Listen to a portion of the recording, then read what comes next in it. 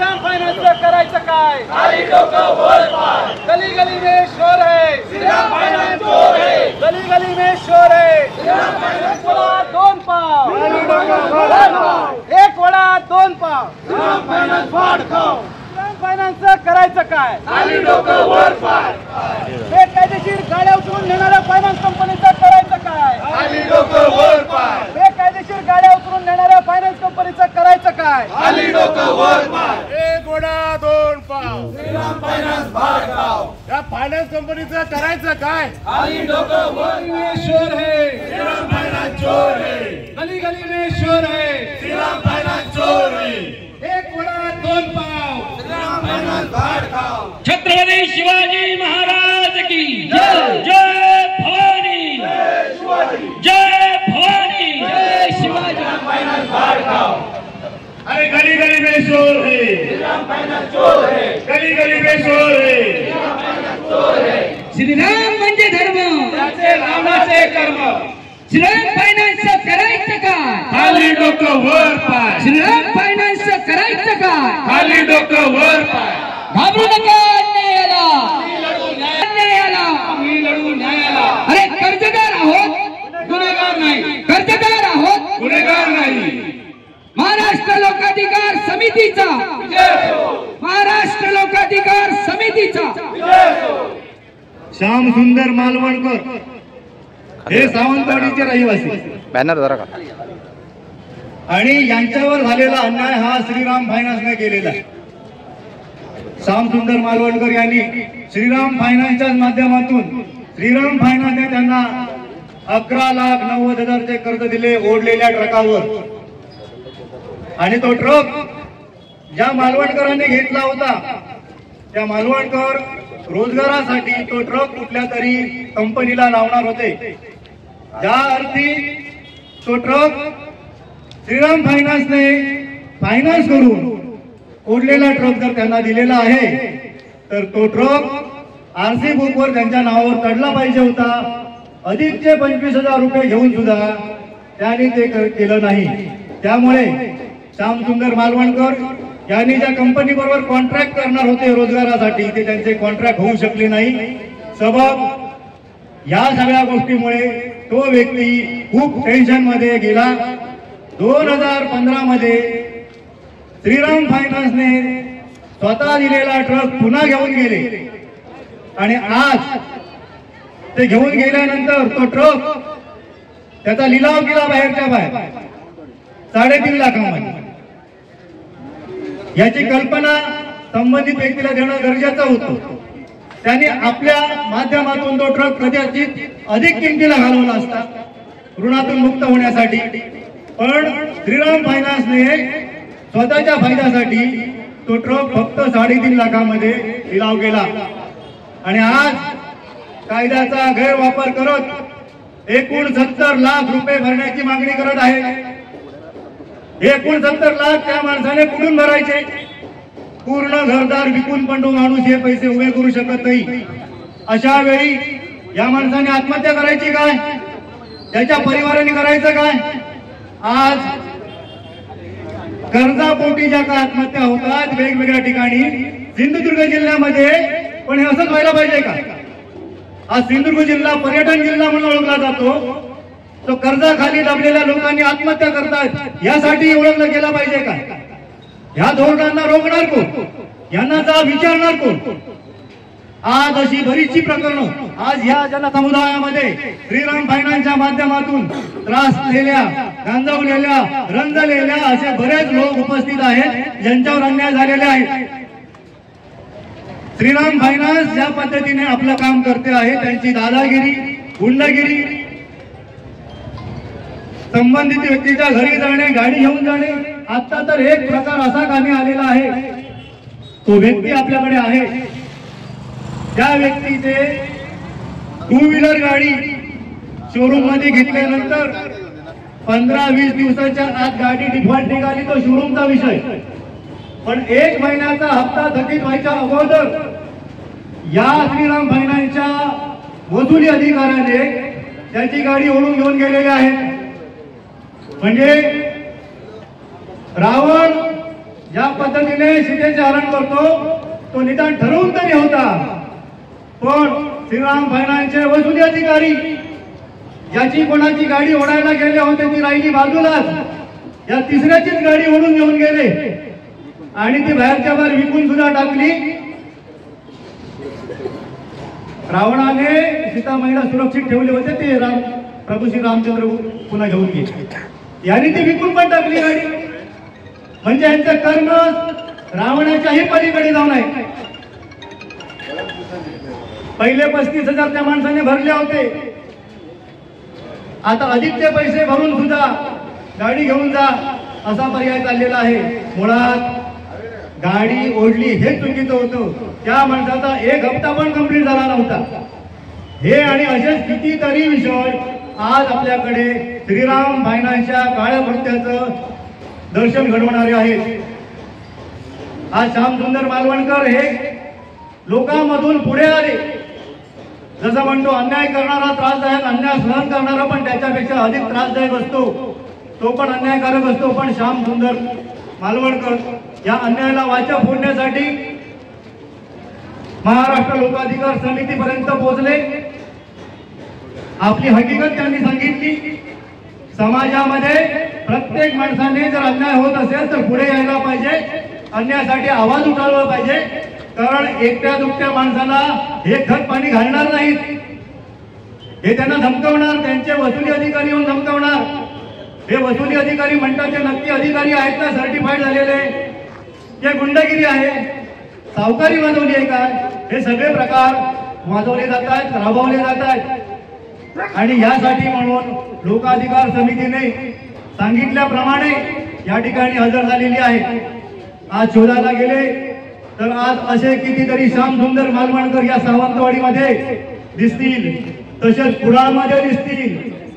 पूर्ण जिल्ह्यामध्ये श्रीराम फायनान्स ज्या पद्धतीने एक नाग जसा वेटोळा घालून बसतो त्या पद्धतीने फायनान्सचे अधिकारी आणि वसुली करणारे गुंड प्रवृत्तीचे अधिकारी हे जसे बसलेले आहेत गिळंकृत करण्यासाठी सर्वसाधारण कर्जदारांना हे रोखलंच पाहिजे. आणि यासाठी म्हणून हा आजचा धरणे आंदोलनाचा कार्यक्रम आपण सावंतवाडीमध्ये केलेला आहे. तुम्हाला सर्वांना सांगू इच्छितो की अशा माध्यमातून हे अशी जर फणा काढून राहणार असतील तर सिंधुदुर्ग जिल्ह्यामध्ये पुन्हा एक प्रकार असा होईल की आज आपण दुसऱ्या जिल्ह्यांना म्हणतो की त्या ठिकाणी कर्जापोटी आत्महत्या होतात.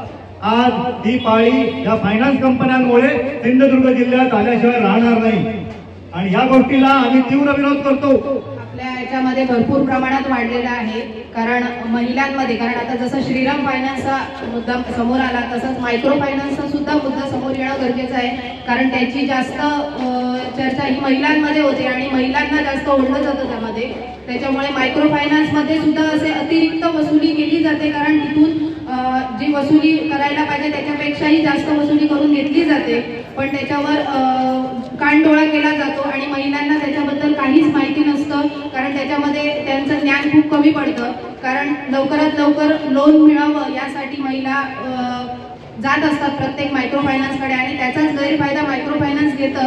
पण ह्या मायक्रो फायनान्सवाल्यांना सुद्धा आपण आळा घालणं गरजेचं आहे आणि याची दखल सुद्धा प्रशासनाने घेतली पाहिजे. जशी आज आम्ही श्रीराम फायनान्स बद्दल घेतोय तशीच मायक्रो फायनान्स बद्दल सुद्धा दखल प्रशासनाने घेऊन त्याच्यावर कारवाई करावी.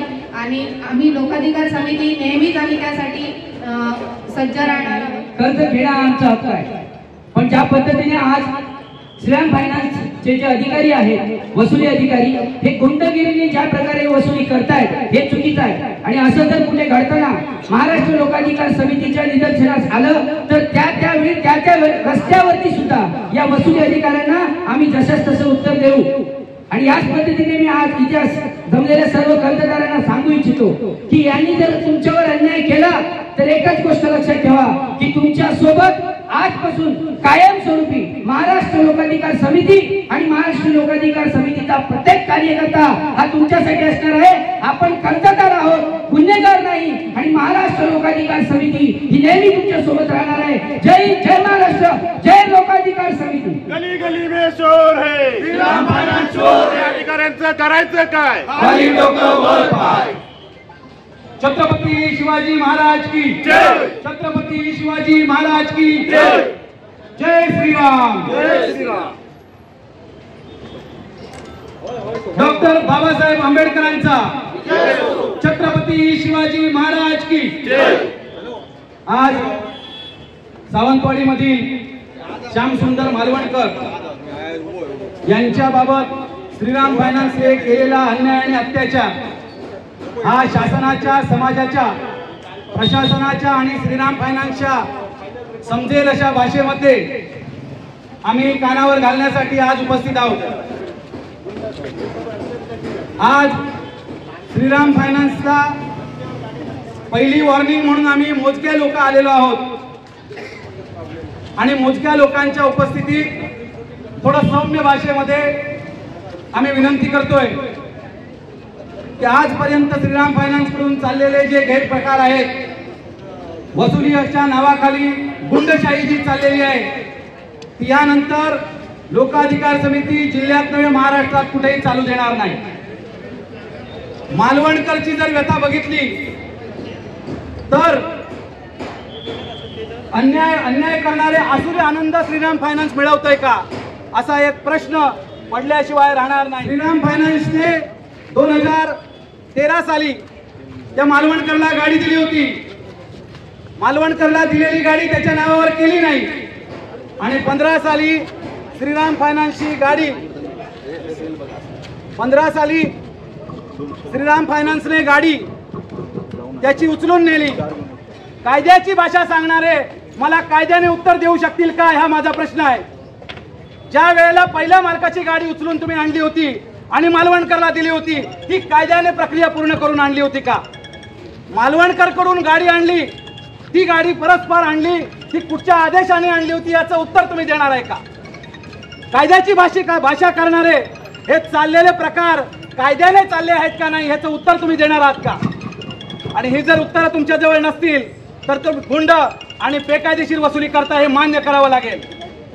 4 दिवसापूर्वीची भाषा तुमची होती आम्ही कायदेशीर प्रक्रिया पूर्ण करतो, पण आज मी सर्वांसमक्ष सांगतोय अशा बेकायदेशीर तुमच्या कृतीला खत पाणी घालणारा जो ऑर्बिट्रेटर असेल यानंतरच्या कालावधीत त्या ऑर्बिट्रेटरच्या तोंडाला सुद्धा शेण लावल्याशिवाय आम्ही राहणार नाही हे सुद्धा तुमच्या समोर सांगतो। कागदाने काही रंगवा आणि गोरगरीब जनतेची गाड्या ओढून न्या, कागद काही रंगवा आणि डोळ्याला पट्टी बांधून न्यायालयामध्ये केसेस दाखल करा, हे बेकायदेशीर कृत्य आहे, हे यानंतर थांबलं पाहिजे। कायद्याने तुम्ही जर सांगत असाल तर कायद्याचं आम्ही सदैव स्वागत केलेलं आहे, पण तुमचं एकही कृत्य कायद्याने नाही, कायमस्वरूपी बेकायदेशीर कारवाया तुम्ही करत असता। उत्तम आणि जिवंत उदाहरण कोणाची तयारी असेल त्या समोर येऊन स्वीकारा। सिंधुदुर्ग जिल्ह्यातील मालवण शाखेतून फायनान्स केलेली गाडी 4-6 दिवसापूर्वी जत येथे गेली होती आणि जत मध्ये तुमच्या वसुली करणाऱ्या गुंडांनी ती गाडी अडवली आणि गाडी सोडवण्यासाठी 10,000 रुपये स्वतःच्या बायकोच्या खात्यावर घेतले। ह्याचे पुरावे आहेत माझ्याजवळ। जर कोणाची कायदेशीर प्रक्रियेने करतो असं म्हणण्याची तयारी असेल तर माझ्याकडून हे स्वीकारायची तयारी ठेवा, आणि जर हे बेकायदेशीर असेल तर त्या माणसाचं आणि असं चुकीचं काम करणाऱ्याचं तुम्ही काय करणार आहे हे पण सांगणं आज गरजेचं आहे। आणि जोपर्यंत ह्या प्रश्नाची उत्तरं मिळत नाहीत तोपर्यंत आम्ही तुमच्या दारातून हलणार नाही। मालवणकरचं काय करणार हे पण सांगणं गरजेचं आहे। तुमच्या पत्रकारांच्या माध्यमातून आंदोलनाच्या बातम्या विविध ठिकाणी गेल्या, त्यातून एक अचानक रुपेश धरणे म्हणून व्यक्ती आली, त्याची सुद्धा गाडी अशीच 2 वर्षापूर्वी तुम्ही घेऊन गेलात 2 व्हीलर। आज तो पैसे भरायला तयार आहे, मला माझी गाडी द्या। ती गाडी काय तुमच्या जवळ नाही, कारण ती परस्पर विकून मोकळे झालेला आहात असा त्यांचा आरोप आहे। यात जर तथ्य असेल तर तुम्ही यांची व्यवस्था वेळीच करणं गरजेचं आहे, आणि यात जर तथ्य नसेल तर असे संबंधित अधिकारी, संबंधित एजन्सी तुमच्या ज्या कोण नेमलेल्या आहेत त्याची जबाबदारी सुद्धा तुम्हाला घ्यावी लागेल आणि त्याची कारवाई करावी लागेल। आणि जर यानंतर तुमच्याकडून अशा बेकायदेशीर काम करणाऱ्या तुमच्या एजन्सीजवर, तुमच्या वसुली अधिकाऱ्यांवर, तुमच्या गुंड प्रवृत्तीचे वाटेत गाड्या अडवून थांबवून गाड्या काढून घेणाऱ्यांच्यावर जर कारवाई केली नाही तर नाईलाजाने आज खाली थांबलोय, यानंतर आम्हाला वरती यावं लागेल आणि ती पाळी कुणी आणायला द्यायची नाही। प्रोटेक्शनची भाषा करणाऱ्यांनो 10 वर्षापूर्वी याच ठिकाणी बांद्यामध्ये, आता खानसर गटले आपल्याला, त्या आंदोलनाची बातमी ऐकून आले होते। 10 वर्षापूर्वी अशीच बेकायदेशीर वसुली करणारी बांदा नगर अर्बनला आम्ही सुद्धा काय आहोत, संघटना काय याची जाणीव आम्ही करून दिलेली आहे. माझी एक तुम्हाला विनंती आहे की ती पाळी इथे आणण्याची आम्हाला, ती वेळ इथे आणण्याची आम्हाला पाळी आणू नका किंवा आमच्यावर वेळ आणू नका. तुम्ही वेळीच दक्षता घेऊन जर तुमच्या ह्या कृतींमधून सुधारणा झाली नाही तर नाईलाजाने तुम्हाला ऑफिसमध्ये बसण्याला द्यायला आम्हाला जमणार नाही. ऑफिसला बंद करावं लागेल. गोरगरीब जनतेवरती अन्याय करणारी आणि अशी बेकायदेशीर सावकारी पद्धतीची कारवाया करणाऱ्या या ज्या काही फायनान्स कंपन्या आहेत, असा ह्या गुंडगिरी आम्ही जिल्ह्यामध्ये खपवून घेणार नाही. अशी जर गुंडगिरी सततची तुमची चालू राहिली तर याला वेळीच आळा घालावा लागेल. आज लोकशाहीचा पहिला मार्ग म्हणून आम्ही हा स्वीकारलेला आहे की सौम्य आणि साध्या भाषेत तुम्हाला समजून सांगणे, निवेदन देणे आणि त्या अनुषंगाने तुमच्यात परिवर्तन, तुमच्यात बदल होतात काय पाहणे, हा पहिली पायरी म्हणून आम्ही तुमच्यापर्यंत आलेलो आहोत. पण ही भाषा जर तुम्हाला कळली नाही तर लोकशाहीची आयुधं आम्हाला सुद्धा माहिती आहेत. आम्हाला बाबासाहेब आंबेडकरांनी अधिकार दिलेले आहेत. यानंतर त्याच्यापेक्षा तीव्र आंदोलन आम्हाला करावं लागेल. आणि अशा वेळेला मी पोलीस प्रशासनाला सुद्धा सांगू इच्छितो की तुम्ही सुद्धा डोळ्यात तेल घालून या गोष्टीचा माहिती घेणं आवश्यक आहे. मी प्रादेशिक वाहतूक अधिकाऱ्यांना पण तुमच्या माध्यमातून सांगू इच्छितो की डोळ्यावर पट्टी बांधून ज्या कारवाया करताय त्या सुद्धा डोळे उघडे ठेवून यानंतरच्या कालावधीत कारवाया करणं गरजेचं आहे. आणि आम्हाला आमच्याकडे तुमच्या सगळ्या याद्या, कच्चा चिठ्ठा जो म्हणतो तो आमच्या ताब्यात आहे. फक्त तुम्ही सांगाल त्या दिवशी उघडा करण्याची आमची तयारी आहे. चॅलेंज स्वीकारायचं असेल तरी सुद्धा आमची तयारी आहे. तुम्ही चुकत नाही एवढं सांगा, नसेल तर आमचं जे काय आम्ही सांगतोय त्या कारवाया करायला भाग पडा. जे बेकायदेशीर काम करणारे गुंड प्रवृत्तीचे वसुली अधिकारी आहेत आपल्या जिल्ह्यामध्ये सुद्धा असे आहेत. तुमच्याकडे यादी नसेल तर यादी आम्ही देतो, तुमच्याकडे फोटो नसतील तर फोटो आम्ही देतो. वेळोवेळी लोकांच्या दारात, रस्त्यात कोणत्याही सक्षम न्यायालयाचा आदेश असल्याशिवाय गाड्या थांबवून ज्या घेतल्या जात आहेत, ही कधी यानंतर आम्ही सहन करणार नाही. मी पुन्हा सांगतोय की आज आम्ही पहिली पायरी म्हणून सौम्य भाषेमध्ये आम्ही फक्त आमचा निषेध नोंदवतोय. आम्ही निषेध तुमच्यापर्यंत दर्शनी, तुमच्या निदर्शनाला आणून देण्याचं काम करतोय. पण ह्या भाषेत जर आमचा निषेध तुम्हाला कळला नाही तर यानंतरची आम्हाला आमची भाषा बदलायला लागेल आणि ती वेळ तुम्ही येऊन देऊ नका. एवढंच मी सांगतो आणि थांबतो. जय हिंद, जय महाराष्ट्र. केलेला आहे. यानंतरचं आंदोलन बहुतेक श्रीराम नंतर आम्हाला टाटा फायनान्स वरती करावं लागेल. कणकवलीच्या शाखेमधून अशा गाड्या उडून परस्पर विकून टाकलेल्या आहेत. तेही लोक आले ऐकून, आपल्या तुमच्या बातम्या ऐकूनच आले. म्हणजे हे प्रबोधनाचं काम तुम्ही करताय. आज सगळ्यांच्या माध्यमातून तुम्ही हा महत्वाचा विषय शासनाच्या, समाजाच्या आणि प्रशासनाच्या पटलावर ठेवताय. त्यामुळे मी पत्रकार बंधूंचा सुद्धा आभार आणि धन्यवाद मानतो. जय हिंद. अरे गली गली में शोर है, गली गली में शोर है, चोर है, गली गली में शोर है, चोर है. अरे घाबरू नका अन्यायाला, लढू न्यायाला, घाबरू नका अन्यायाला, लढू न्यायाला. धिक्कार असो, धिक्कार असो, धिक्कार असो, धिक्कार असो. गली गली में शोर है. महाराष्ट्र लोकाधिकार समितीचा